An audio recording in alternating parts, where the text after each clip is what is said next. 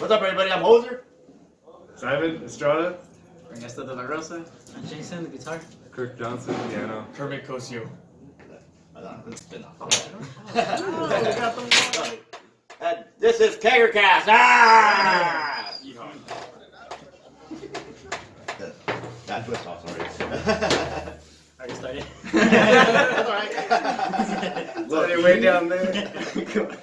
So, today we have the Malt from Imperial, California.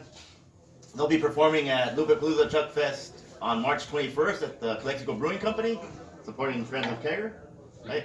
Yeah, you guys have other shows coming up too, right? Yeah, we actually have. The next ones that we have, a lot of them from the Red Line team. Shout out to Luis. You guys gonna get us? Yeah, we love you guys a lot. Because they got us some shows coming up. Because actually, we just came back from Long Beach because we had a really good show out there at the Federal. It was awesome, Nice. really awesome. So right now we're coming back. We're like, it's time to get some shows back in the valley. Because it's been a while. So we have one coming up. The next one for sure is February 1st at Pentagonal Brewery. Nice, okay. Shout out to Pentagonal. They put on, they support the music scene. Yeah. So that's awesome. So, before we get further, tell us your roles in the band. I am the drummer. You look like a drummer, right? I am the lead singer. I'm the guitarist. I play piano. Bass guitar. Nice. So actual piano, not keyboard, or? Yeah, well, piano, well, keyboard, same thing, yeah. But do you guys have a lot of songs with actually piano, or is it? Oh, we have a few. Yeah, we have a few right now. Working on more.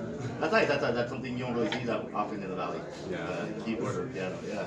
Maybe in the '80s you will have seen it. But Yeah. So the Malt. That's an interesting name. How'd you guys come up with the Malt?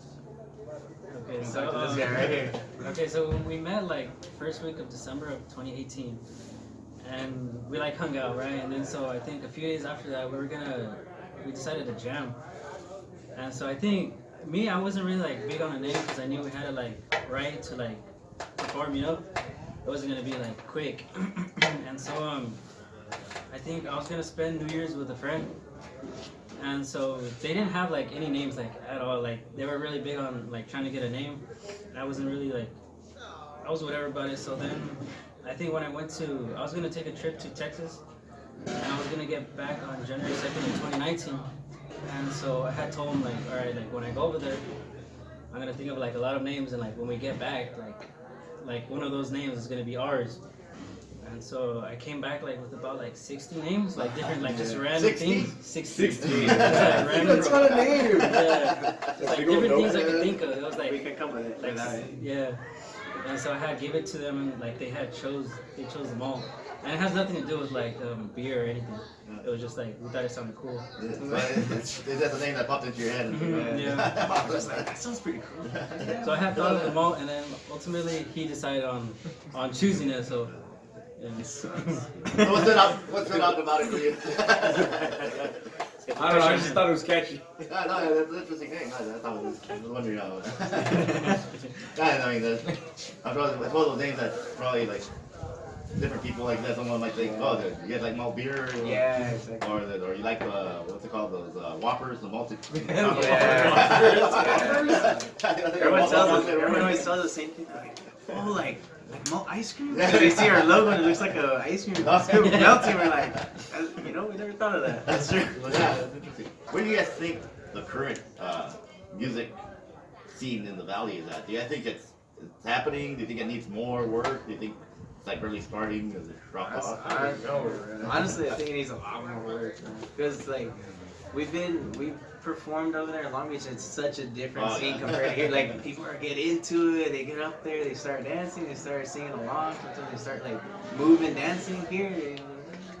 Really glad that people like Which is cool because there's those people out here that are really into the music scene, but there's so much talent and bands here that no one knows about because they don't follow the music scene. Yeah, that's part of also the idea behind the music festival, the Chuck Fest, and that's why we mainly aim for local musicians.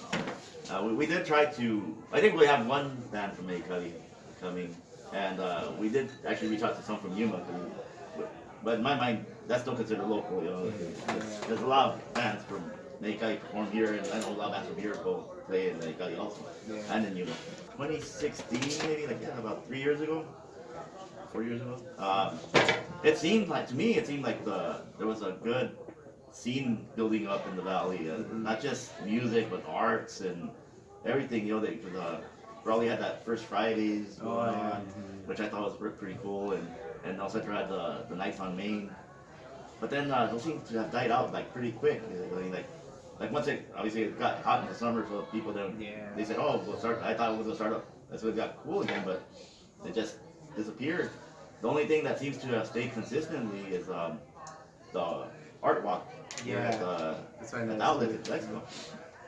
And but I think that has more to do because it's the outlets are the ones that are pushing it. You know, they want to get that's waiting for them to get obviously more customers to the outlets.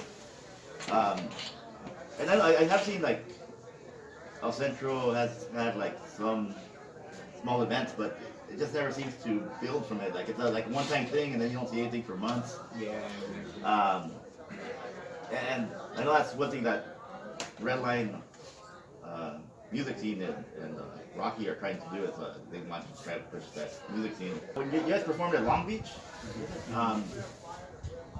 were you guys like? Was that your show, or were you guys opening up for someone? It was more of a kind of like I think of it more like a festival because it was just a bunch of random bands from all over the place. Like we were the ones that were from the furthest because all of them were local bands, and we were from Imperial. I was like, hey, we're from Imperial, California, and they're like, what? You know, like, where's that? But it was a really, really fun show. Yeah, it's funny because I mean that's only 3.5 hours away, 4 hours away. And it's still like sometimes I'll go out there and I'll tell them I'm from Mexico and they go, is that Mexico? Yeah. The border, you know. But yeah, so how'd you guys get invited to that show? We actually got a call from a label called Sound the Groove, which Rocky actually helped us get connected with. So we talked with them and they said, oh, you know, we got some shows coming up, and the soonest one that they had available was there. So I told them, you know, if we give you some tickets, if you guys can sell them, you guys can get the show. And we're like, okay, yeah, let's do it. We sold all the tickets in advance. We got everything booked, and it was just set. So you guys had a good crowd from the valley out there? Oh, yeah, nice. we actually had some friends and family. That's good. That's good. Yeah, that's important. Lots of support from the valley. Important. And then, other than the one you have here in Collective Brewing Company coming up, do you have other shows happening like outside of the valley? Outside of the valley? Actually, right now, the same company, Sound the Groove, is saying that they're going to give us some news on any other shows coming up. So hopefully, because what we're hoping for is House of Blues. Yeah. Because we got invited, like, oh, next time there's a spot, we got you guys. So I'm trying to get in contact with him, like, just let me know anytime. That's awesome, So. That's awesome. Yeah, well, that's one thing to me it's surprising. It seems like I'm hearing more about bands from the valley performing outside in LA and Orange County and San Diego than before. Like before, San Diego it was more common, but even then, it just seems like you guys are getting better venues and better gigs now than ever before. So you said you guys been together since 2016? 2018. 2018. Oh, 2019. Last December. It was 2018 December, so. Oh, so just a year? Yeah. Oh, nice. Barely. Nice. And did you guys all know each other before then? Actually, no, there's a story to that of how we met. Actually, we were just talking about this the other day that me and Jason, we've been friends since freshman year of high school. Me and him, we knew each other before we started getting into music. So while he was learning the guitar, I started learning how to sing. And then for a while, I think, maybe like a year or 2 years, we were together as an acoustic group, playing like playing shows in Pentagonal or at IBC, just me and him on acoustic. And we're just at a point where like, I don't want to do this. We want to be in a rock and roll band. Like, we want to be in a band. But it was so hard to find a bassist. It was so hard to find a drummer. So it was like impossible. That I remember we have a mutual friend that I told him, you know what? If you know any drummers, just let me know. And he's like, you know what, dude? I know somebody. Like, oh really? Like, who is he? Here, let me send you his number. And well, he sent me his number. And I told him, hey dude, so I want to start a band. Yes. just come over right now. I've been waiting for this moment. Yeah, and I told him, shit dude, let's go. He lives in Imperial, he lives like a block away from us. I'm like, alright. So we start going, he gives me a call, hey, do you guys have a bassist? I'm like, no. Oh, well, you know what? I know a guy. And I remember we're like, oh yeah, well tell him to come on. So we went to his house and we met these two guys. And since then we're just like, Like instantly, huh? We're just Dude, like. I almost didn't invite him because they were gonna come over and it was just gonna be me. And he wanted to hang out. I was like, nah. I was thinking, I was like, wait a minute, he plays the bass. We need a bass player. So I was like, you know what, just come over. Bring your bass. I mean, at first I didn't think about it. I was just like, and then like after like a little bit, I was just like, oh, dude. That's kind of crazy though. That worked out that way. You're gonna go hang out anyway. And That's cool because we just met and we didn't even play a single note today. We just met and talked about our ideas, the bands we're into, and we're just like, yeah, let's do it. Yeah, let's just jam out. So honestly, when he responded yes right away, did you think this guy does not know how to play drums? No, well, it's weird because honest story, I think you thought you knew me, right? I thought I knew because he saw my name and he thought I was one of his friends. I thought he was one of and my then he friends. sent me a picture of his face. I'm like, oh, The first thing he texted me, hey man, blah, blah, blah. He's being all formal. And the first thing I said was a picture of my face, like zoomed in. And there was like no words on it. It was just that. And I was like, maybe this guy should be my drummer. No, they're just like, dude, yes, come over, whenever. We gotta make this band. All right, cool, I'll go. And I told him, hey, let's go. All right, let's go. So you mentioned that you guys didn't play. I think you guys just talked about the music you like. So what do you consider your influences for your band? Well, all of us have like so many different influences. Like me, I could personally say Led Zeppelin. It's like, well, my singing style, that's where I get it from. Okay. So I don't know, because I know you have different preferences too. Yeah, right? like, well, me and him were mostly into like the rock, but these two guys, they were like into metal. Oh, yeah. So like, no, we need to bring them to like. Yeah, our we need genre. to- I was already in the rock. We need to convert. And I like disco. Oh, When I was a kid, I used to see like my dad always put like Led Zeppelin on. He put like a bunch of bands on the TV when they were live and stuff. Not like obviously, but like, old videos, and I would watch that and be like, I want to do that one. Right. So I started playing drums in like 5th grade, Oh. and I just stuck with it ever since. So I'd say my biggest inspiration is probably John Bonham. Oh, nice, yeah. And then from Slayer, Dave Lombardo. Oh, okay. That guy is so cool. When I first started playing drums, I started learning like a bunch of Slayer songs. And trying to like, oh, I want to be fast. Come on. I suck, but I mean, That's awesome. That's a big range right there. And then, so you say you like ABBA and disco? I like ABBA, but I also like metal too. Oh, And so I like you- rock. And I like death metal. And I like rap too. So you know, I'm more of like the. You're the mutt. Yeah, we're just like, we just need to Do a little convert bit him. of everything. We just need to convert him because whenever we hang out with him, he's like, guys, I think this is the most Led Zeppelin songs I've ever heard in my life. he was like always like, oh, I kind of don't want to play this. I was like a Black Sabbath. Oh, song. yeah. I kind of don't want to play it. Like, dude, what do you mean? I never really listened to like a lot of rock, but I was like a thing. I know this guy. I just wasn't a fan. I think because my parents grew up and they really liked like metal and stuff. My dad was in a metal band. His name's Mario Moreno, and he's been playing the drums for most of his life. I mean, I didn't really like care about it at the time, but then I started listening to Metallica, and then I saw the bass player Cliff Burton, nice, and then he was like, going all crazy, like, dude, I want to play the bass. Yeah. Yeah, so that's how I got into it. That's great. So how'd you get involved? They talked about them for me. Actually, that was actually gonna go to. Actually, after we met that first night, we're like, yeah, so when are we gonna jam? And then that's when he said, oh, I have to do a trip to Texas. Oh, okay, so we're gonna have to wait till January to finally start the band up. And I remember we planned a day, I think in January, the second week of January, to all meet up. It was actually January 2nd when I came back. January 2nd was when we got together again. Yeah, so when we got together, he told me, oh, hey, we got a friend that's like really good at sound and the keyboard. Should I invite him? Like, yeah, why not invite him? And as soon as he came, like, he taught us like everything of how to set up like amps, the wires. Like we just knew how to play, but we didn't know how like the whole thing behind it, actually plugging in and everything. So he's the one that taught us. And then we saw how he played the keys. We're like, damn, okay, yeah, we gotta get this guy in. So that's when the first ever jam. That's when he became part of the band. Also. That's awesome. Yeah. Yeah. So what are your influences? Well, I listen to more classical. I like Hamilton. I'm kind of that guy. I like 50s music, and it wasn't until I started hanging out with these guys that I started listening to rock on my own. I was also a little bit metal. And then I started hearing all the rock songs. I ended up really liking it because I heard like some of the old piano, and I was like, wow, some of these guys, they have like real talent, and like I want to do that. And so they started letting me play with them. It was really cool. I started out with the sounds, the whole setting them up. I started out with my parents bought me a little hi-fi radio set, and I connected the black wires and the red wires, and I thought that was the coolest thing in the world for some reason, connecting wires.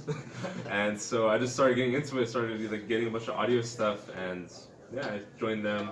I tried recording the EP.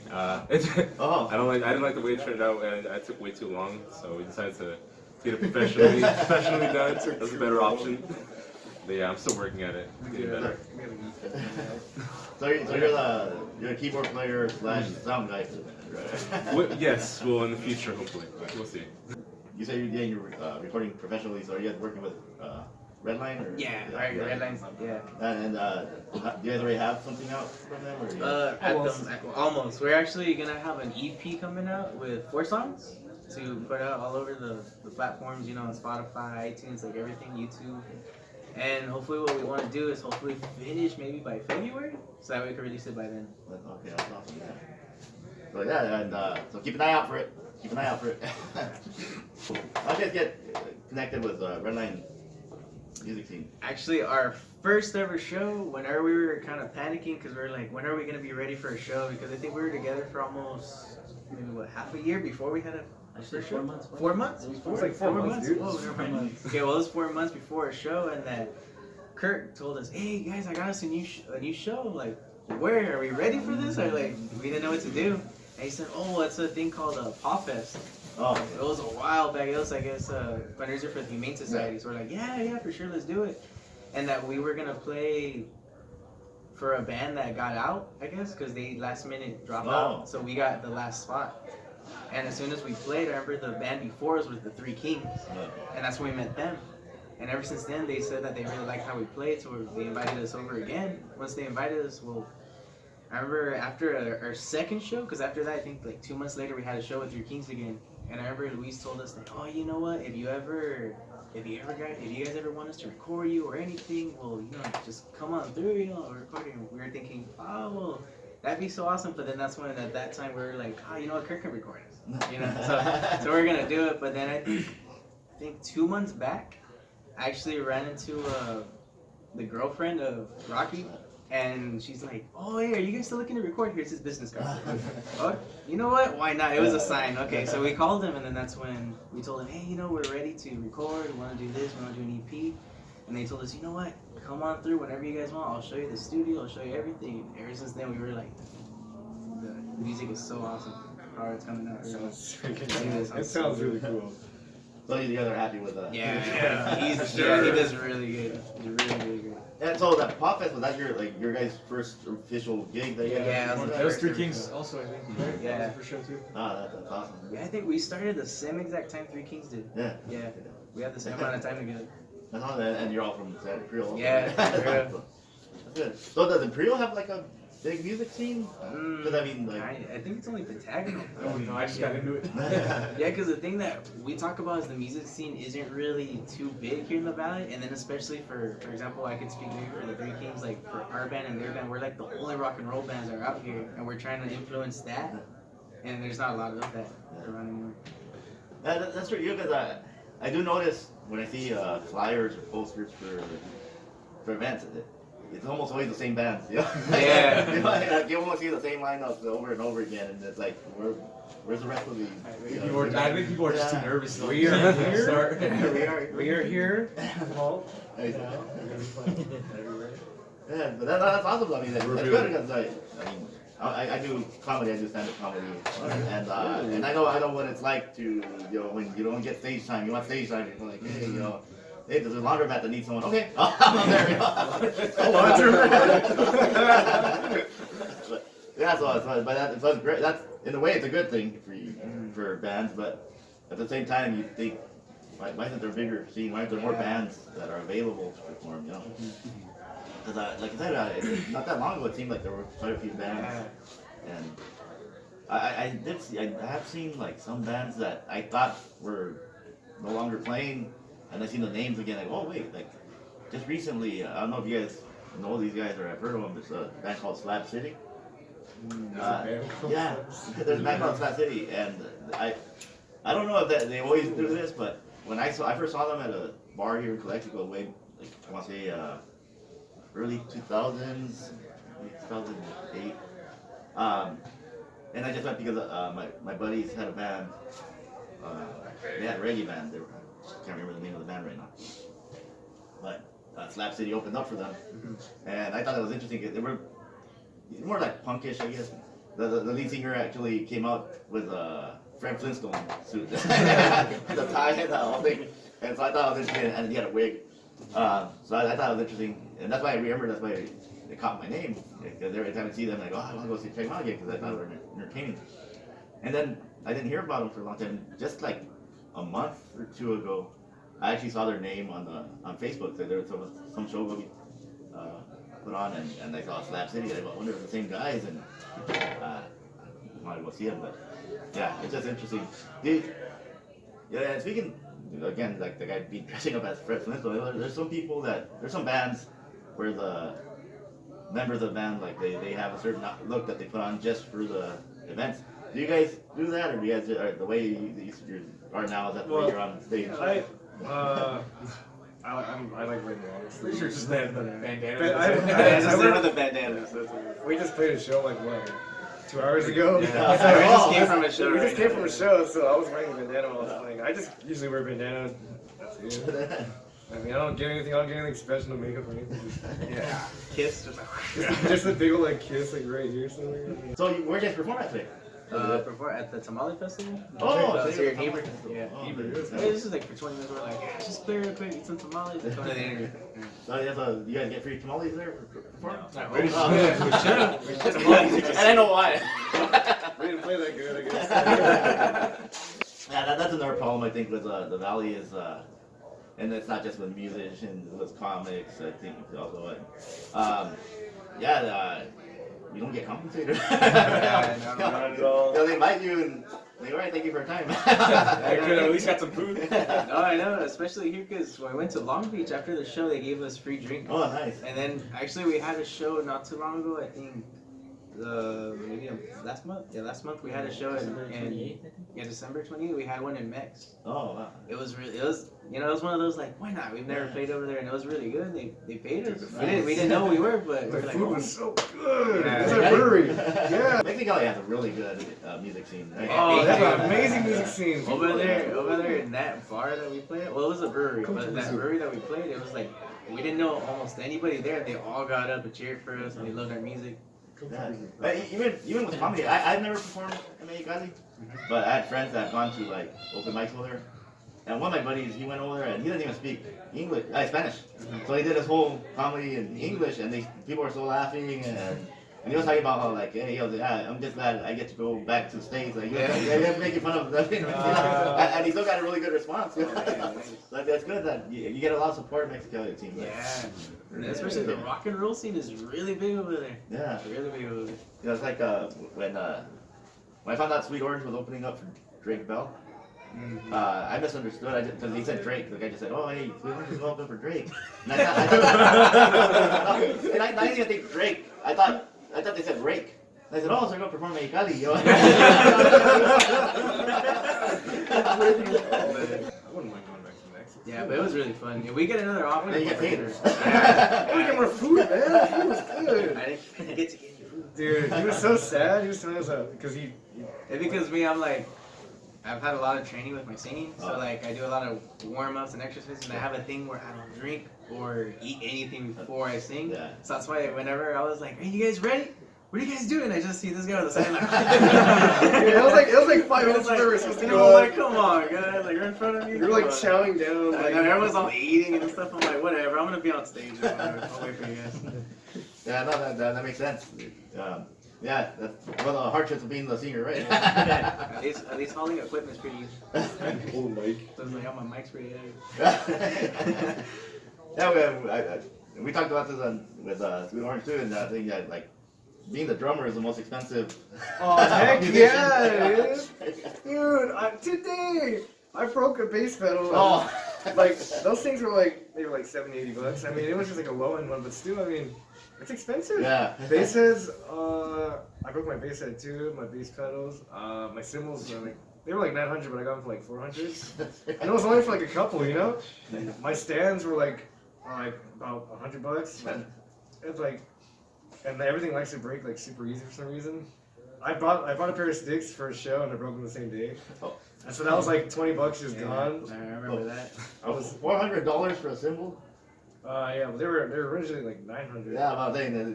They like, you know what type of guitar I could buy for $400? There's so much like the heads, you gotta replace them, you gotta like worry about like sticks. Yeah, there's so much stuff I gotta worry about, it sucks. This guy goes to buy some drumsticks the same day of a show and he breaks them the same day. Remember, we had a show at Pentagon.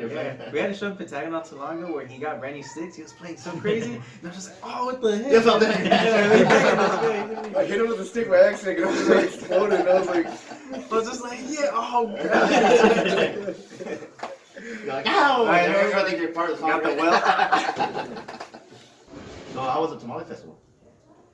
It was a lot smaller than I thought. I've never been to a tamale festival here.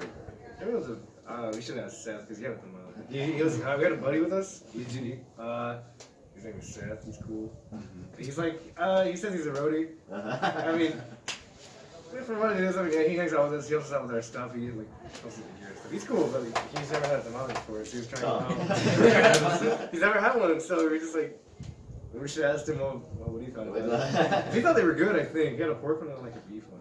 But were there different like vendors? Yeah, there was like a contest of who can make the best one, I guess. That's alright. I want to try the ones you. Huh? Who was that? Oh yeah, we had a friend that was actually in the tamale festival. He's like, "Hey, you guys are playing like, oh shit, you're doing tamales too." And I had him like, "Damn, I'm gonna go for you." You have like a restaurant and you sell like anything. Not gonna lie, I don't know. I just saw a bunch of tamales. I never ate any of those labels. It's just like, alright. Oh, you gotta give a shout out to your buddy, man. Tamales. But there was a lot of bands performing.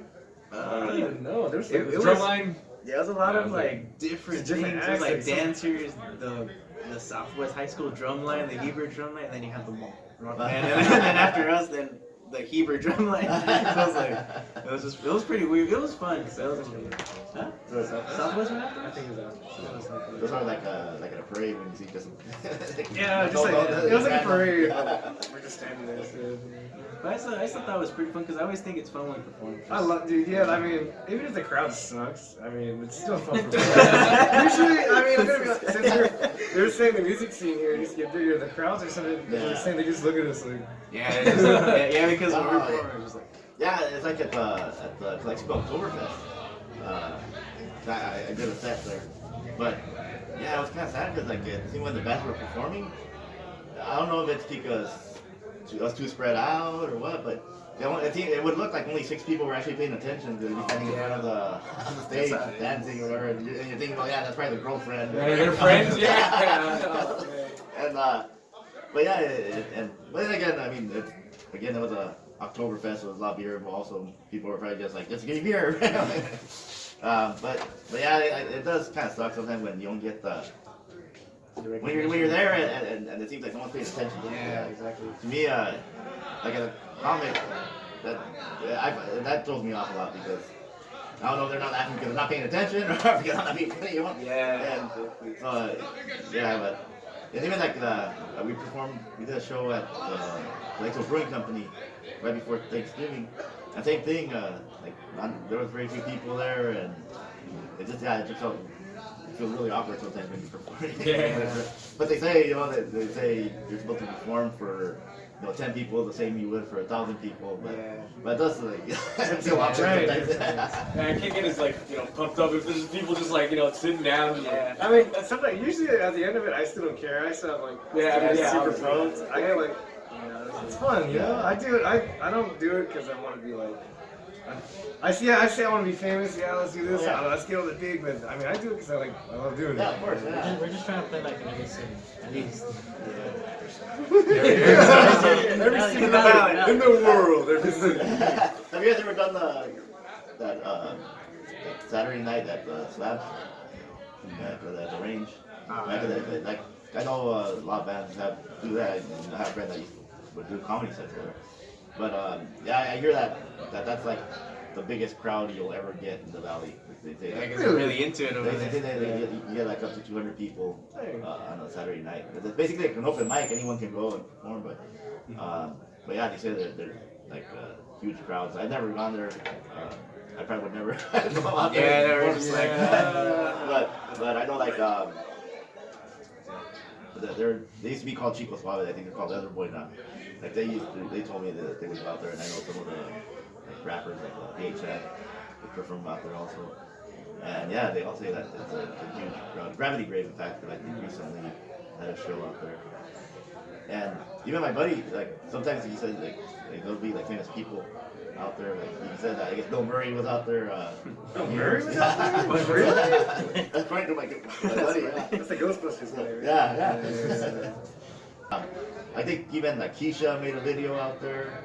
Oh, that was Keisha. Yeah, just bigger like the early. Kesha. Kesha, yeah. The one with the dollar, you know, like, He's out the dollar. wake up in the morning feeling like P. Diddy, you know, like, whatever, you know what I'm saying? I think Yeah. And who else did a video there? Waylon Jennings was he was an old country guy, like their country legend. Idols in the country. His son filmed did a concert out there, and filmed the video out there. So I mean, like, you have big names that eventually that do shows out there. And actually, a lot of YouTube influencers like to go out there also, like spend the night and the lawlessness or whatever they call it, the city with no laws or something like that. But yeah, it's interesting. But yeah, I wouldn't be there after dark, man. Yeah. I think we all feel the same way about this. Whenever we do think of like if we have a concert somewhere, it just takes that one person. We see that one person grooving around to our music, and we're like, oh hell yeah! Okay. Yeah. So we're impressing somebody. They're loving our music. Yeah, you know. Because like for example, today at the Tamale Festival, you know, I got to a point where me and them were talking about it in the morning. We're like, all right, do you feel kind of awkward just standing here? Like, nah, you know, because before we were like really shy, like whatever, and now it's like we're like, you know, just you know, they were playing cumbia in the beginning before we were setting up, and I was just dancing. Yeah, I mean, it's cool. Yeah, like, you know, we're just chilling, and we're just, as soon as I'm like, what's up, everybody, how's it going?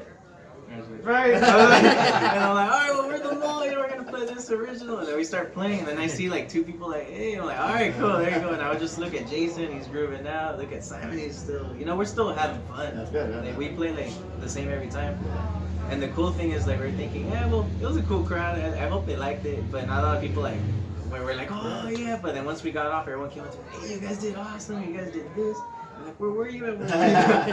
I don't know, I think people are just too shy to be, like, standing Maybe, up. yeah. I don't know. Something with the valley, I think, man. You know, it could have been they were just eating. It was the festival. Maybe they weren't just overthinking it. They were just enjoying it, but they were just like, trying to eat a meal. No, but yeah, a lot of people told us, like, hey, you know. Chowing down. Yeah, because I think there was a car show going on right there, and some guy came up to us, the one that's the owner of the car show, and he's like, hey, you guys need to give me your number, because I want you guys to play in November for a car show. I'm like, that's true. Yeah, You're another show in November. Yeah, so I was like, oh, cool, yeah, just call us whenever. And have you guys thought about like trying to perform at the fairgrounds? Oh, we need to. I think for that, we need to call like at least a year in advance. Yeah. To the spot. Oh yeah, crazy. yeah. You don't because like I've set up. My son performed there a few years back, and really, I don't know when the deadline is. I don't know if it's already passed, but you go on the website. Yeah. It says where there's a form there, and you just put down, you know, it's like they ask you what type of act you are, how many people, what type of setup you need, how many mics, that type of thing, and you get to perform there. They don't pay you, but they I'll pay to go in. Yeah, let's do that. You have a space reserved. Yeah, you should look into it. Yeah, I mean, that'd probably be the biggest, outside of the slapping, Yeah. that'd be the biggest opportunity. That'd be cool. Yeah, because this person was just like, you know, we love playing music so much. We don't, like, if we see a performance, we want to take it. Everything has been going fast. I was telling him, like, things have been going really, really fast, because lately, like, before it'd be what? We'd have a show every 5 months. Yeah. And now it's like, we got a bunch, like, hey, we got this one. All right. And then the next day, hey, now we have this one. All right, cool. And then we got the Long Beach one. We're like, what? Okay, yeah, we'll do it. And then they're even telling us, like, oh, yeah, you know, we can get you to House of Blues, we can get you to Whiskey A Go Go, we can get you here. So we're like, yes. It just does. So we're just waiting on, like, an invitation, I guess, in a way. Yeah, that's awesome. Yeah, we got invites all over those places. Great. Thank our sponsors, TNT Anger Management out of Westlake, California. Thank you, Norm, for supporting us for over a year now, I think it was. And then we have Quality Events from Yuma, Arizona, and American Satellites, also from Yuma, Arizona. Thank you guys for supporting us. Hope you guys keep supporting us through 2020. Thank you. Thank you guys for coming. Thank you guys. Good luck. Good luck in 2020 with your. Thank you. Thank you for watching. Until next time, keep rocking. I guess. The water's empty. Can I have it? Don't let my mom see it. I want beer.